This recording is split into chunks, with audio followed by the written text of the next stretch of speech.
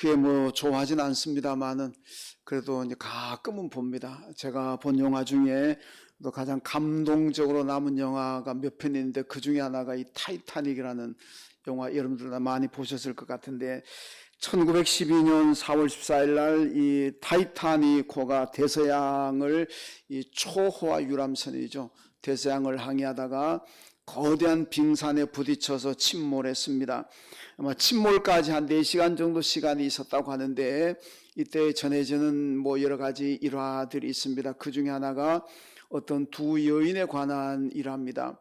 두 여인이 보트로 구출될 수 있었는데, 충분히 구출될 수가 있었는데, 갑자기 자기가 거하던 선실에 뭔가 중요한 것을 두고 나왔다는 생각이 딱 들어가지고 두 여인이 다시 뛰쳐 들어갔습니다. 그게 자기가 중요한 거 가지러 가려고. 한 여인은 성경이었습니다. 자기가 가장 소중하게 생각하는 이 성경을 두고 나왔기 때문에 빨리 가서 성경을 가지고 나와야 되겠다. 그래서 지금 방에 들어가서 성경을 가지고 나왔습니다. 그래서 살았습니다. 그런데 한 여인은 보석이 생각나, 보석함. 자기가 이 보석이 자기의 가장 중요한데 이거를 두고 나왔으니까 큰일 났다. 빨리 보석 가지러 가야 되겠다. 그리고 보석함을 가지러 선실로 들어갔습니다.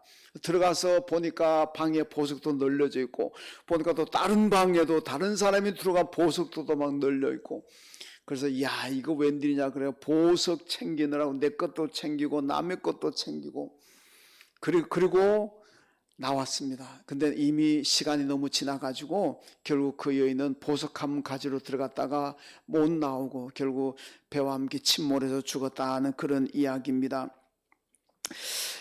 그 성경을 최고의 가치로 알고 성경을 가지러 들어갔던 여인은 살았고, 반대로 보석함, 그게 어떻게 보면 내 생명보다도 중요한지는 모르겠습니다만은 그 보석함의 최고의 가치를 두르고 들어갔던 그 여인은 결국 살아나오지 못하고 배와 함께 죽었다, 그런 얘기입니다. 이 얘기가 주는 상징적인 메시지는 뭐 그거 아니겠습니까? 우리가 성경 말씀에 최고의 가치를 두면은 그게 살아가는 살 길이 생기는 거고, 이 땅에서도 살 길이 생기고 저 영원한 생명까지 누리게 되는 거고, 세상의 것들, 보석이 귀하다고 하던 이 세상의 것들의 최고의 가치를 두고 살게 되면 결국 언젠가는 멸망하게 된다는 것을 보여주고 있습니다. 성경을 뭐 최고의 가치라고 표현하는 건 조금 그렇긴 합니다만은, 여러분, 이 세상에서 성경보다 더 좋은 가치를 가진 것은 세상에 없습니다. 서점에 가보면 책들이 얼마나 많은지 모릅니다. 뭐 요런 동네 서점에도 많습니다만은 뭐 교보문고 같은 데 가보면은 뭐 어마어마한 책들이 많지 않습니까? 그 많은 책들 가운데 성경도 물론 있습니다. 그러나 같은 서점에 같은 교보문고에 있다고 할지라도 그 책들이 성경과 동등한 가치를 지니고 성경과 비교할 수 있는 그런 가치를 지닌 책은 없습니다. 성경은 어떤 책보다도 정말 절대적인 가치를 지니고 있습니다. 왜 그렇겠습니까? 그 성경 안에는 예수 그리스도가 계십니다. 그 성경 안에서 예수를 만날 수가 있고, 그 성경 안에서 예수를 만나고 예수를 믿게 되면 내가 영생을 얻고 구원을 얻게 됩니다. 그래서 세상 어떤 책도 우리에게 이런 영원한 생명을 주지 못하지만은 성경은 우리에게 영생을 줍니다. 왜? 그 안에 예수님이 계시기 때문에. 그래서 우리는 이 성경을 소중하게 절대적인 가치를 두고 그 말씀에 순종해야 될 줄로 믿습니다. 예수가 얼마나 귀중한 분이고 소중한 분이냐.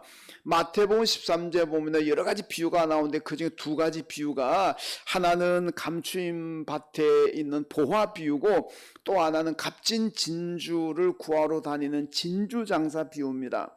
이 비유를 보게 되면은 어떤 사람이 밭에 보화가 감춰 있는 밭을 보게 되면은 자기의 전 재산을 다 투자해서라도 그 밭을 산다는 거죠.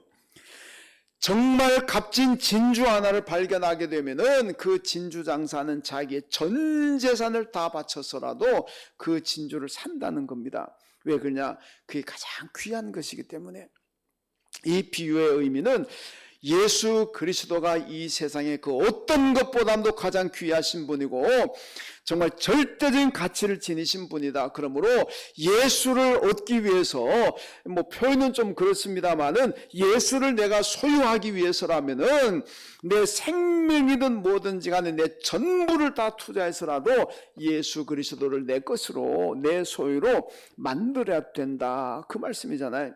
예수를 내 소유로 만든다는 것은 예수를 믿는다는 뜻입니다. 그 예수를 믿게 된다면은 우리가 이 땅에서도 하나님의 축복 가운데 살고 또 영생을 누리게 될 줄로 믿습니다.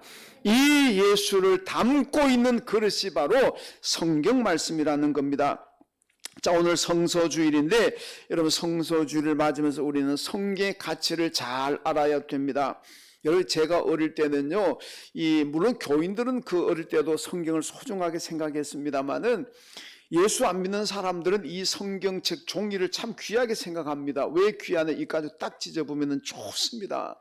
저는 어릴 때 딱지치기를 많이 해봤는데 지금 생각하면 그 딱지가 별것도 아닌데 근데 그 딱지 접어가지고 다 따했다 그러면 잃어버리고 오면 그날 막 기분이 싹 잡치 어떤 날 울 때도 있어요. 딱지 이런 것 때문에. 네. 그 딱지 또 이만큼 따오면은 막 그냥 기분이 좋은 거죠. 하여튼 그 딱지 때문에 울기도 하고 웃어보기도 했습니다만은 근데 이 딱지를 성경책 이 종이 가지고 접으면은요 아주 좋습니다. 잘 안 넘어갑니다. 주로 넘겨가지고 따먹게 하잖아요. 잘 안 넘어가요. 그러니까 예수 안 믿는 아이들은 성경책에 있으면 딱지 접어요. 최고니까. 또 성경책 종이가 환영받는 게 어떤 화장지로 사용할 때. 뭐 옛날에는 뭐 요즘같이 그런 화장지가 없잖아요. 그럼 다 종이 가지고 쓰는데 이 종이가 성경책 종이가 딱 좋습니다. 그래서 예수 안 믿는 사람들은 이 성경책 종이를 가지고 딱지 접을 때 화장지로 아주 귀하게 쓰는 그런 시대도 있었습니다만은 왜 그렇습니까? 성경의 가치를 모르니까 성경이 여기에 정말 영생이 있는 건데 이 가치를 모르니까 그저 딱지 접으려고 그러고 뭐 화장지로 쓰려고 그러고. 여러분 지금 가장 최근에 발견된 성경 사본이 사해 사본이라는 건데 이스라엘 가면 사해 근처 쿰난 동굴이 있습니다. 여기서 사해 사본이 1948년도에 발견이 됐는데 이게 여러분 구약의 이사야서를 제외하고는 전부 다 두루마리로 발굴이 됐습니다. 이게 누가 발견했냐면은 아랍 목동들이 발견했어요. 이 목동들이 성경 사본을 발견해 가지고요 고물상한테 $25 받고 넘겼습니다. $25면 얼마나 되나요? 우리 돈으로 지금 뭐 얼마 되지도 않았잖아요. 그런데 그 사본이 결국 돌고 돌아가지고 지금 이스라엘의 예루살렘 박물관에 보존되어 있습니다. 지금은요 이스라엘이요 온 전 세계 돈을 다 준다 그래도 이 사본 안 바꿉니다. 이런 사해 사본이 얼마나 귀한 성경인지 모릅니다. 아랍 목동이 $25 받고 팔아 넘긴 건데 지금 이스라엘 정부는요 온 세계 땅덩어리 재산 다 갖다 준다 그래도 이 성경 사본을 안 바꿉니다. 왜냐? 그만큼 귀하기 때문에. 이렇게 가치 있는 것이 성경이라는 말씀입니다. 성경은 절대적인 가치를 가지고 있는데 오늘 말씀에 보면은 본문에 오늘 저자인 시인도 이 성경의 가치를 잘 아는 사람입니다.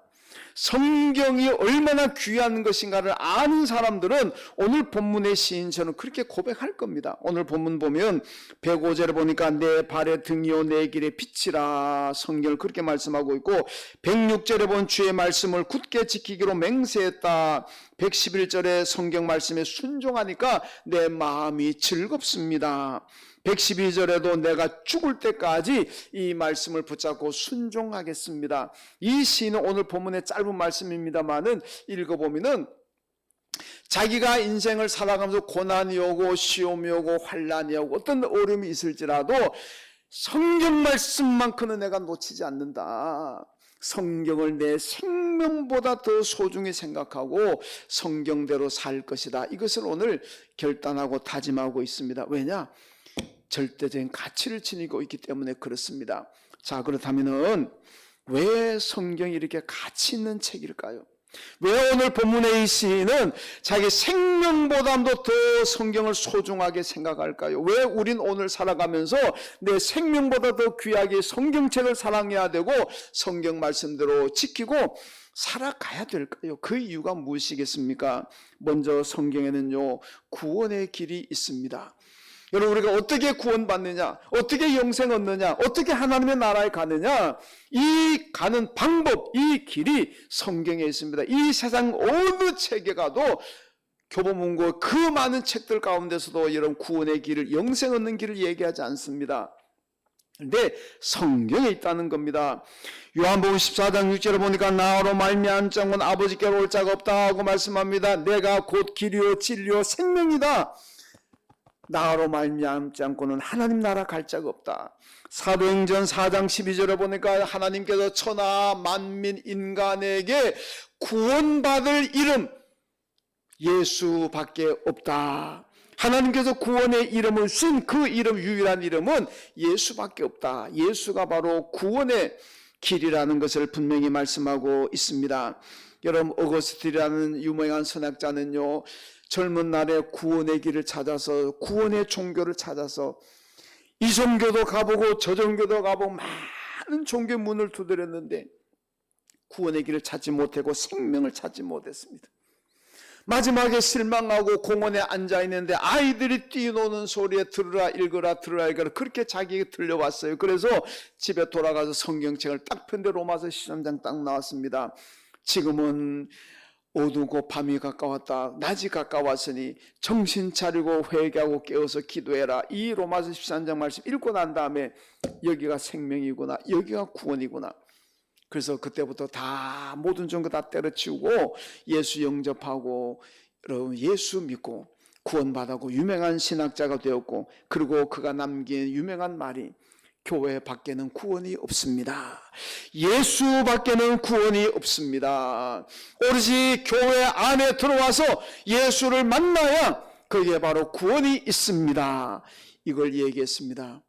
여러분, 구원은 교회에서 그리고 성경에서 예수를 만나야 될 줄로 믿습니다.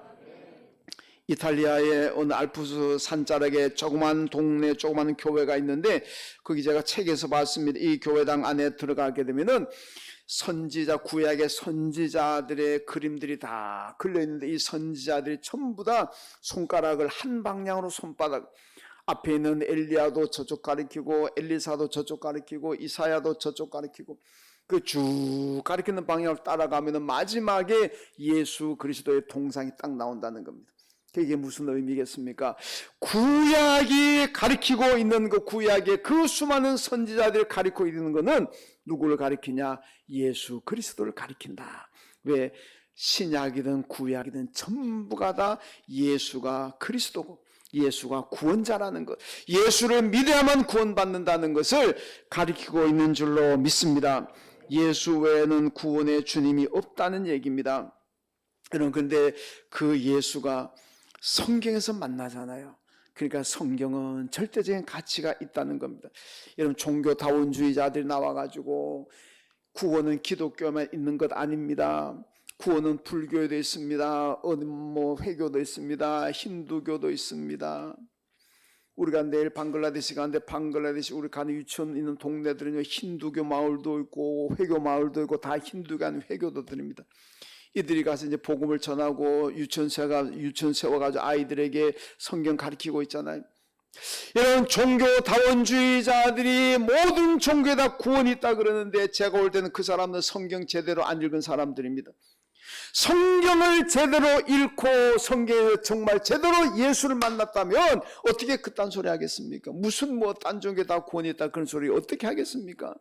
성경은 분명히 예수 외에는 구원이 없다. 예. 하나님 외에는 어떤 신도 존재하지 않는다. 모든 신을 다 비신화시켜버립니다. 신 아니라는 겁니다. 이를 성신을 신으로 숭배하는 사람들, 고목나무를 신으로 숭배하는 사람, 큰 바위를 신으로 숭배하는 사람들, 성경의 아버지가 전부 신이 아닙니다. 신이 아니에요. 여러분, 성경은요 오직 예수만이 구원의 주님이시다. 이걸 분명히 말씀하니까 성경을 제대로 안 읽으니까 무슨 뭐 어디도 구원 있고 저기도 구원 있고 이딴 소리 하지. 여러분 성경 제대로 읽으십시오. 여러분 성경을 읽으신다면 제대로 읽으시고 이 성경에서 분명히 예수를 만나야 될 줄로 믿습니다. 그러면은 기독교만이 구원의 종교고 생명의 종교고 오직 예수 믿어야만 구원받는다. 이 믿음 확실하게 설 줄로 믿습니다. 로마 시대 많은 순교자들이 나왔습니다. 로마 제국 안에 종교가 얼마나 많은 소수 종교들이 있습니까? 그 종교들은 순교자들이 나오지 않아서 그 종교 가지겠다고 해서 죽지 않았습니다. 그런데 기독교만 많은 순교자들이 나왔습니다. 이건 어느 나라든 마찬가지입니다. 어느 나라든지 간에 다른 종교는 순교자가 안 나옵니다. 그런데 이 기독교만 순교자가 엄청 나옵니다. 여러분 우리나라에도 기독교가 들어왔을 때 순교자가 얼마나 많이 나왔습니까? 제가 지금 정확한 기억은 안 납니다만 여기 어디 경기도 어딘가 우리 전에 제자대학하고 우리 소풍 갔을 적에 그 마을에 갔더니 그 마을이 통째로 다 순교당했어요. 예. 처음에 복음이 들어왔을 때 그 마을 거의 전체가 다 예수 믿었다가 거의 전체가 다 죽었다는 그 마을에 저희가 가봤습니다. 우리나라도 많은 순교자 나왔어요. 여러분 생각해보세요. 왜 다른 종교는 순교자가 안 나오는데 왜 기독교는 순교자가 그렇게 많이 나옵니까? 신관입니다. 다른 종교는요 다 신교입니다. 우리 종교 신도 있고 니네 종교 신도 있고 우리 종교 믿어도 구원받고 니네 종교 믿어도 구원받고 다 좋은 게 좋은 거예요. 그러니까 뭐 밖에 받을 일도 없어요. 그런데 기독교는 아니잖아요. 하나님 외에 예수 믿지 않고는 구원의 길이 없습니다. 예수가 유일하게 구원의 주님이시고 다른 종교는 다 우상입니다. 믿으면 안 됩니다. 구원이 없습니다. 이게 기독교 핵심이잖아요. 그러니까 로마 제국이 봤을 때 골치 아픈 사람, 골치 아픈 놈들이 기독교인이. 왜? 좀 로마 제국 안에 평화가 서로 다른 종교도 인정해주고 그래야 이게 종교 갈등이 안 일어나고 로마 제국 안에 평화로운데, 아니 기독교인들 맨날 지네 종교만 옳다고 나머지 종교 다 우상이라 그러고 구원도 없다 그러고 이러니까 제국 안에서 종교적인 갈등과 대립이 일어나잖아요. 그러니까 로마 제국에서 보면 기독교 놈들은 막 눈에까지 이 놈들을 없애야 이게 제국의 평화가 되겠구나. 그래서 그렇게 바뀌려고 그렇게 많은 사람들을 죽인 거예요. 여러분 순교자들이 바보입니까? 순교자들은 자기 목숨이 뭐 10개나 됩니까? 그거 몰라가지고 예수만 구원이라 그러겠습니까? 여러분 자기의 생명이 죽는 한이 있어도 예수를 믿어 구원받는다는 게 진리이기 때문에 그러니까 목숨 버리는 거예요. 뭐 그 사람들이 그거 뭐 살고 싶은 마음이 없어가지고 사는 길이야 못 가지고 네 종교도 구원이 있습니다. 그러면 순교 안 당합니다. 사는 길 간단합니다. 그 몰라가지고 순교당했겠습니까? 다 압니다. 그런데 진리가 성경 말씀이 예수 외에는 구원이 없다 그렇기 때문에 그거 믿은 겁니다. 그거 전하는 거예요.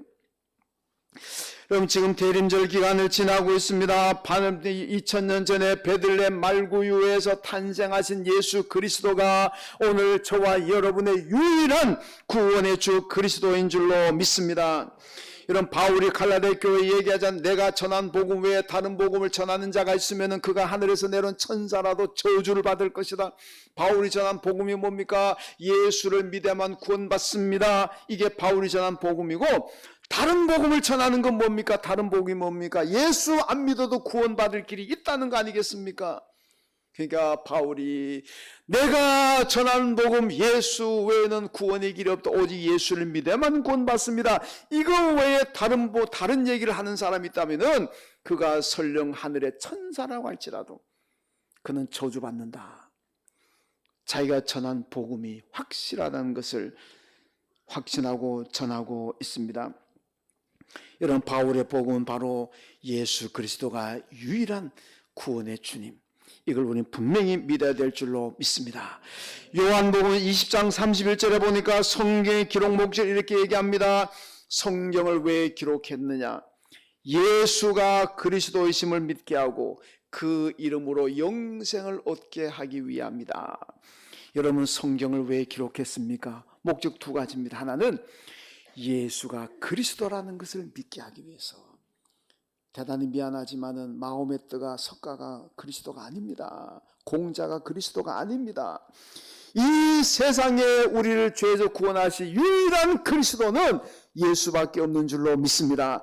이거를 우리에게 가르치기 위해서 성경을 기록했다는 얘기고, 그 예수를 믿음으로 말미암아 생명을, 영생을 얻게 하기 위함이다 그랬습니다. 여러분, 성경이 그래서 절대적인 가치가 있습니다.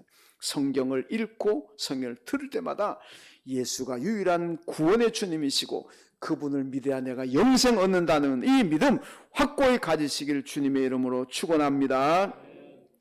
그 다음 두 번째로, 성경은 자기 자신을 보게 합니다. 여호수아 24장에 보면요, 여호수아가 이스라엘 백성들을 가나안 땅 데리고 들어가 가지고 세겜이라는 거 딱 모아놓고 여러분 성경 말씀을 쫙 낭독해 줍니다.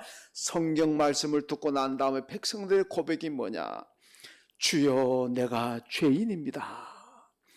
성경 말씀을 듣기 전에는 내가 죄인인 줄 몰랐는데 이제 여호수아가 성경 말씀 읽어주는 걸 들으니까 와, 내가 죄인이었네. 하나님, 내가 죄인입니다. 이 고백이 나왔어요. 여러분, 느헤미야 8장에 보면 에스라가 백성들 수문학 광장에 모아놓고 새벽부터 하나님 말씀을 읽어줍니다. 하나님 말씀을 들었을 때 백성들이 그들이 고백한 게, 첫 고백이 뭡니까? 그들도 마찬가지로 하나님, 내가 죄인입니다. 성경 말씀을 들을 때마다 제일 먼저 그들이 발견하는 것이 내가 죄인이라는 것을 여러분 발견했습니다.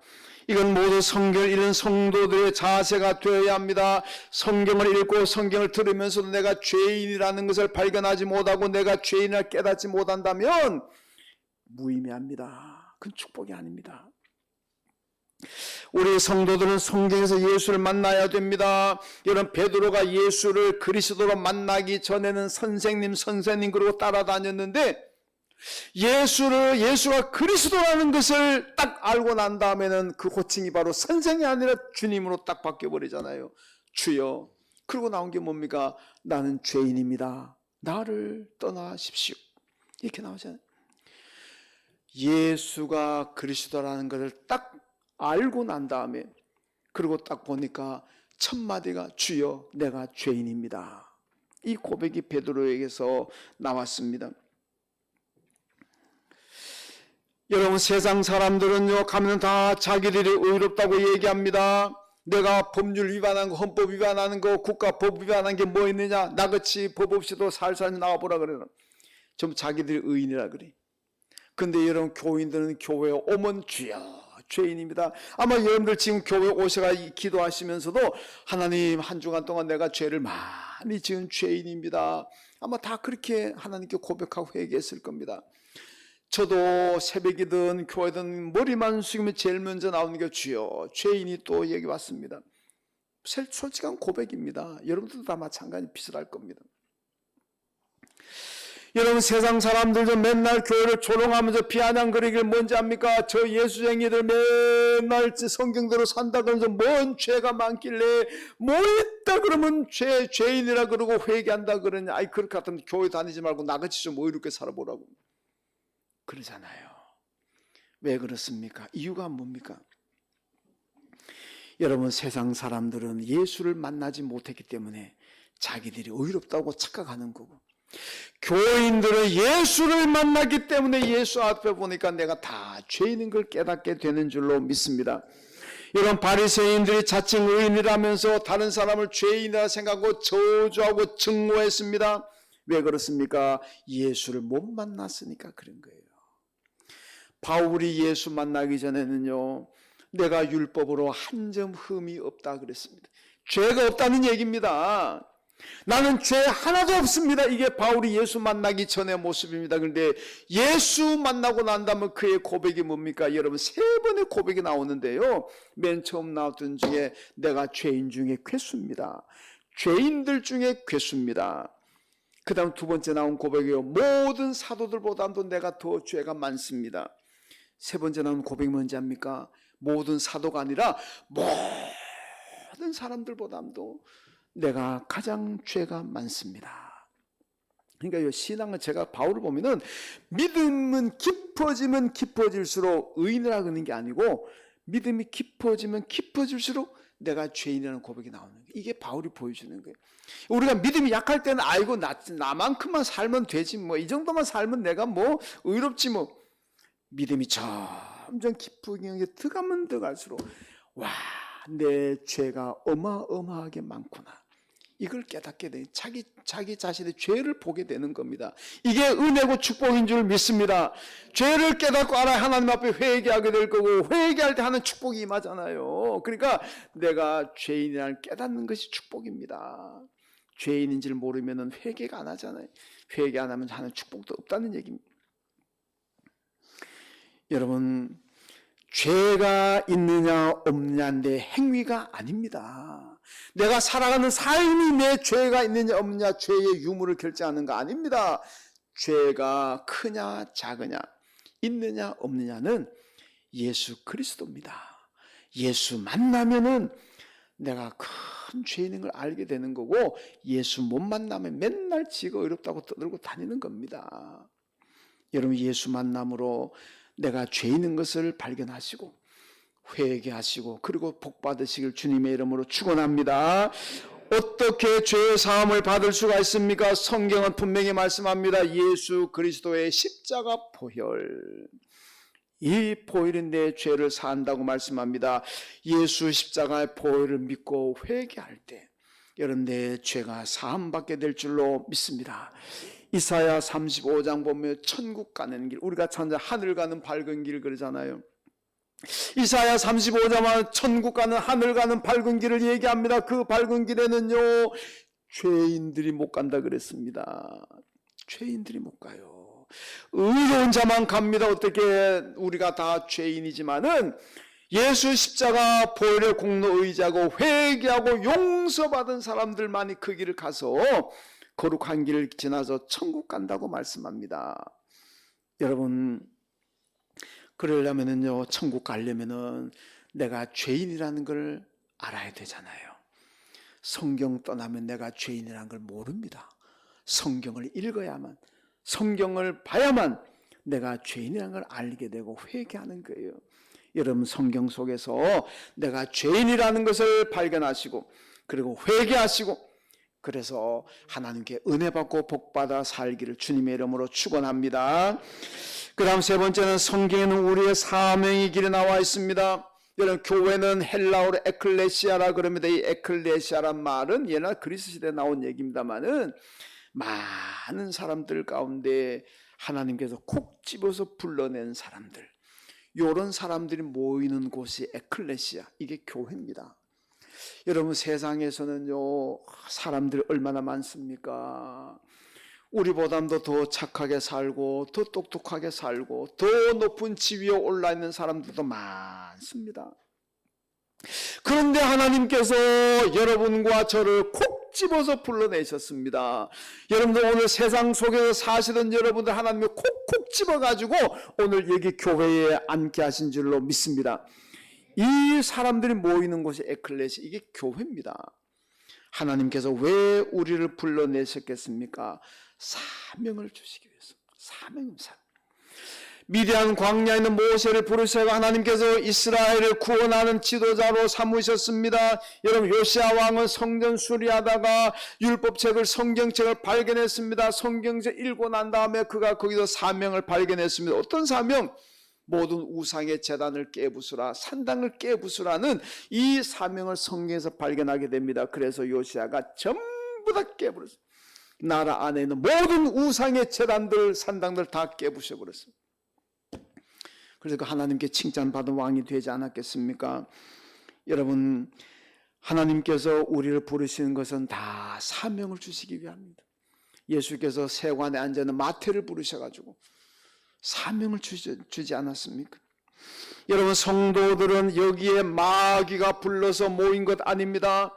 하나님께서 우리를 많은 사람들 콕콕 집어가지고 우리를 부르셔가 여기에 앉히게 하셨습니다. 왜? 사명 주시기 위해서. 요한복음 15장 16절에 보면요, 너희가 나를 택한 것이 아니라 내가 너희를 택하여 세웠나니, 이는 너희로 가서 과실을 맺게, 열매를 맺게 하기 위함이다. 여러분, 우리가 하나님 선택한 거 아닙니다. 착각하지 마세요.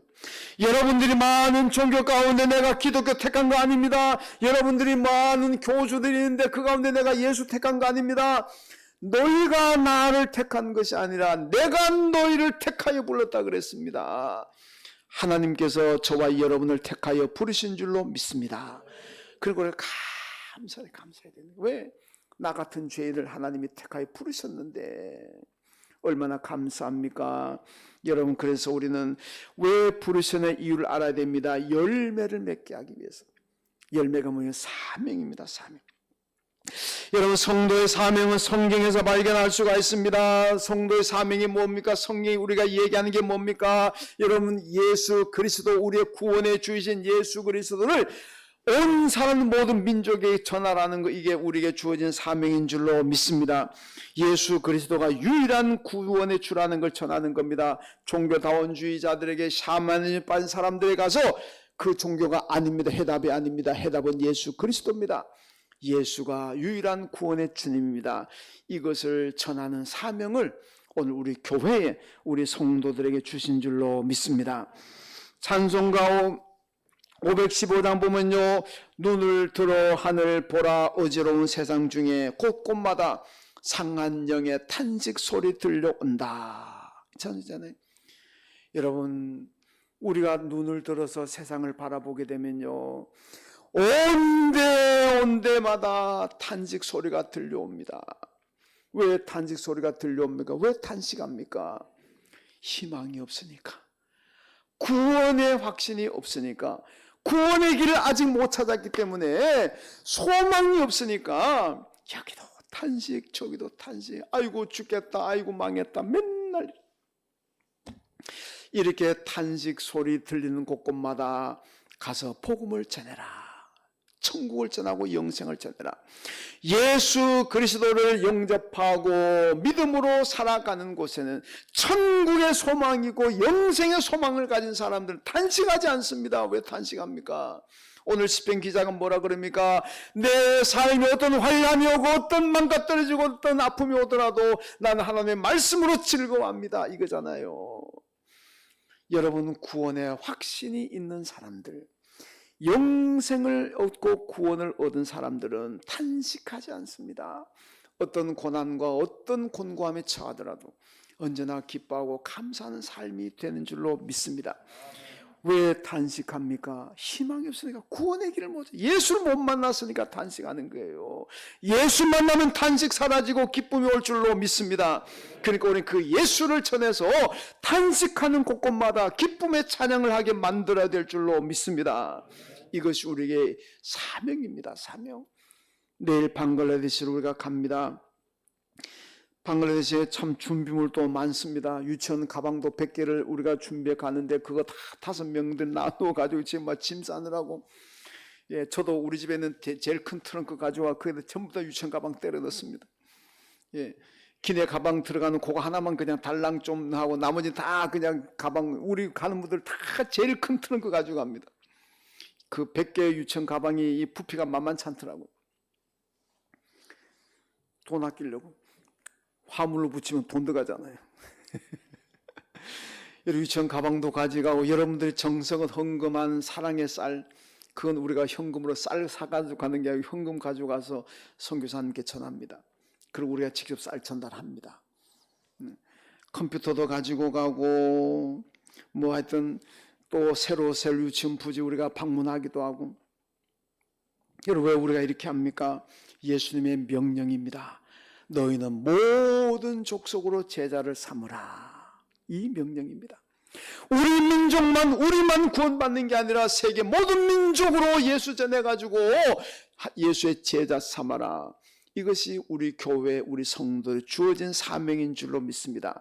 그 사명 감당하기 위해서 가는 겁니다. 여러분, 사명을 우리 교회가 발견했으니까 얼마나 감사합니까? 이 사명 감당하게 되니까 얼마나 감사합니까? 우리 늘 감사하는 교회가 될 줄로 믿습니다. 여러분, 오늘 성서주의를 맞았습니다.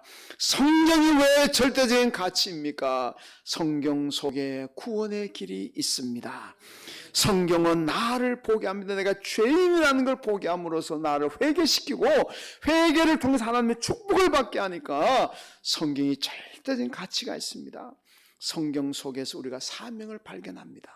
그래서 성경이 절대적인 가치를 지닌 책입니다. 이 성경 여러분 소중히 생명보다 더 귀하게 여기시고 성경 읽고 성경대로 사시기를 주님의 이름으로 축원합니다. 하나님 아버지 감사합니다. 오늘 성서주의를 통해서 성경의 가치를 다시 한번 깨닫게 하심을 감사합니다. 이 성경의 구원의 길이 있고 성경 속에 내가 죄인이라는 것을 가르쳐 줍니다. 성경을 통해서 우리가 사명을 발견합니다. 오늘 시인의 고백처럼 어떤 상황이 우리에게 닥칠지라도 성경 말씀 붙잡고 성경 말씀에 순종하며 살아가기는 저희들 다 되게 하여 주옵소서. 예수님의 이름으로 기도하옵나이다. 아멘. 하나님 아버지 들으시는